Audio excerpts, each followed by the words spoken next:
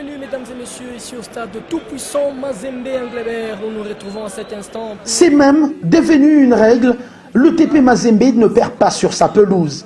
Pourtant, les résultats des Corbeaux sur les 4 derniers matchs, toutes compétitions confondues, ne rassurent pas. Le public, lui, réclame un TP Mazembe plus entreprenant. Plutôt la minute de silence qui sera observée pour rendre hommage au célèbre chanteur congolais Papa Wemba. Et il y a aussi Patrick Keng, un joueur camerounais qui évolue dans le championnat roumain.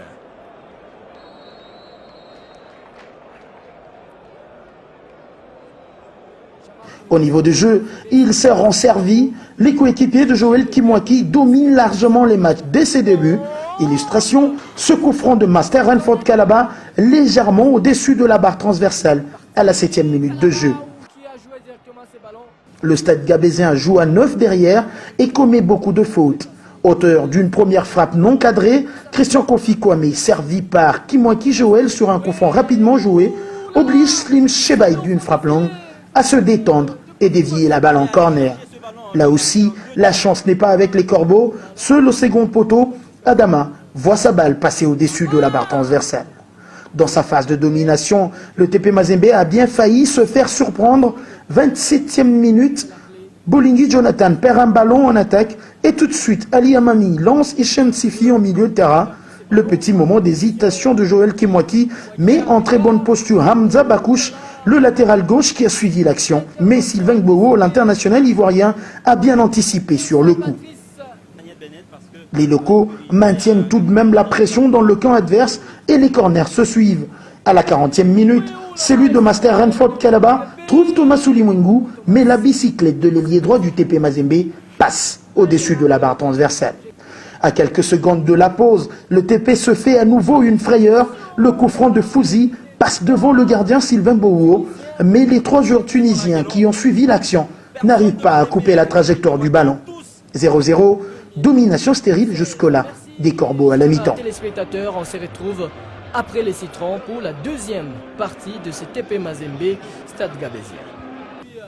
Au retour des vestiaires, Hubert Veloud opère un premier changement. Thomas Soulimwengu cède sa place à Solomon Assanté, c'est du poste pour poste. Le numéro 20 de Mazembe apporte ce qui manquait aux Corbeaux, des incursions dans la surface de réparation adverse, et celui-ci retranche même les défenseurs sur leur dernière ligne.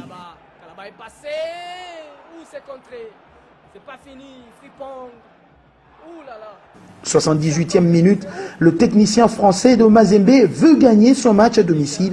Il sort alors Kofi Kwame un milieu de terrain pour mettre un attaquant supplémentaire et passe à 2 attaquants devant. Christian Luindama, à peine entré, manque d'adresse sur son premier ballon. Sa frappe est trop écrasée pour inquiéter les Gabésiens.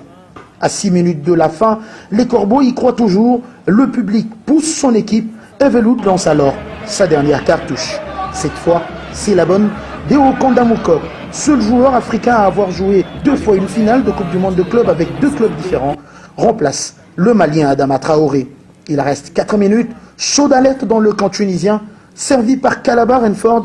En retrait, Bolingi Mpangi trouve sur sa trajectoire Slim, obligé de sortir comme un gardien de handball, la lourde frappe du jeune international congolais.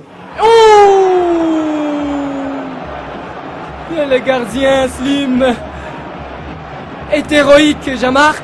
89e minute, Deo Kandamukop trouve la tête de Jonathan Bolingi, mais celui-ci manque le cadre. Monsieur Bennett indique alors 5 minutes de temps additionnel.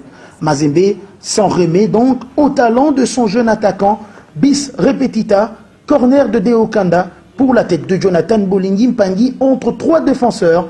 Le géant numéro 17 de Mazembe a sauté plus haut que tout le monde. Finalement but, Bolingi Mpangi. Enfin Bolingi délivre. Le stade TP Mazembe. Le jeune attaquant congolais ouvre son compteur but en Coupe de la Confédération, lui qui, sur l'échiquier africain, n'avait marqué qu'un seul but contre Saint-Georges en 16e de finale de la Ligue des Champions. But de toute importance pour le tout-puissant Mazembe Anglebert, attendu en Tunisie dans une semaine. De Deo Kanda, rien à dire. Il fallait que ça arrive, et ça arrivait au bon moment, je le disais, il fallait au moins un but, vaut mieux un but que rien.